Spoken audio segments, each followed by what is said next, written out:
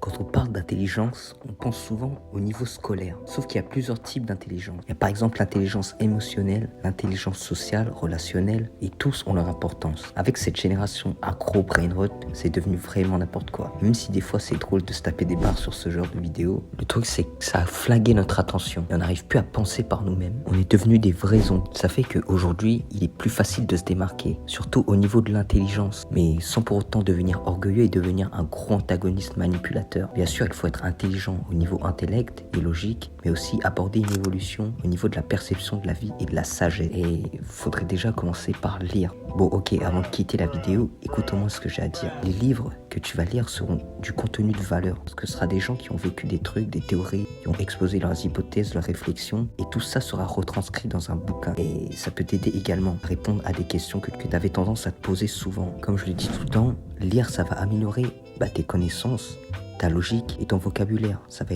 élargir aussi ton champ de réflexion. Tu peux lire toutes sortes de choses, que ce soit des romans, des articles de blog, l'actualité, même si des fois c'est de la merde. Et bien sûr aussi des mangas, mais qui vont traiter de sujets que tu n'auras pas l'habitude de voir. D'autres avantages, ça peut diminuer ton temps d'écran. Ça va te permettre d'être au calme. Ce sera un enrichissement. C'est vrai qu'on n'aimait pas lire à l'école parce que c'était pas notre délire et on était forcés. Et la plupart des livres étaient nuls aussi, bien claqués. Mais je te garantis que si c'est des trucs que t'aimes vraiment, tu verras même pas le temps passer.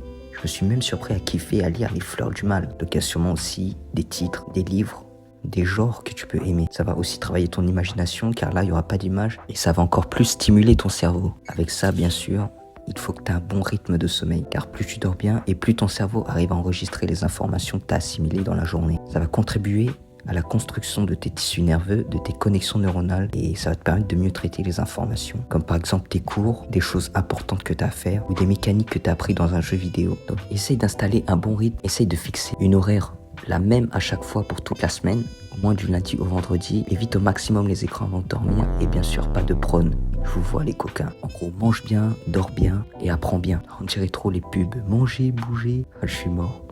Mais t'as capté le délire. Il y a aussi un truc qui peut contribuer à changer ta perception et à contribuer à ton intelligence.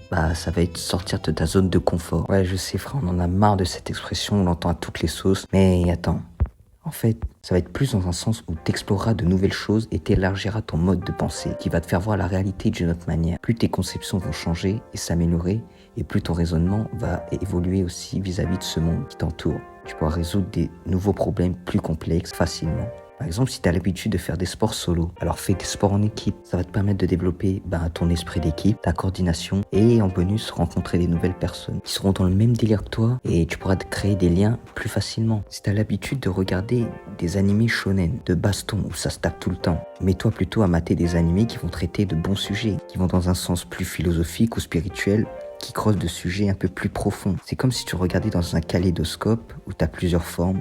Ce seront tes perceptions des différents champs de pensée qui seront décuplés. Il ne faut pas rester toute sa vie sur un même schéma de pensée, car sinon on n'évolue pas. Il faut que tu habitues ton esprit à voir ce monde d'une autre façon et améliorer ton mode de vie. C'est pour ça que tu dois être un disciple. Les grands maîtres et enseignants spirituels, qu'est-ce qu'ils faisaient? Ils diffusaient leurs connaissances à l'oral à leurs disciples. Mais ils ne se contentaient pas d'écouter bêtement. C'était de l'écoute active. Ils recevaient l'information, s'abreuvaient de leurs connaissances, ce qui leur donnait plus de sagesse. Ils pouvaient alors à leur tour transmettre ces connaissances. Donc pose des questions, sois curieux, sans être trop lourd. Pose des questions pertinentes.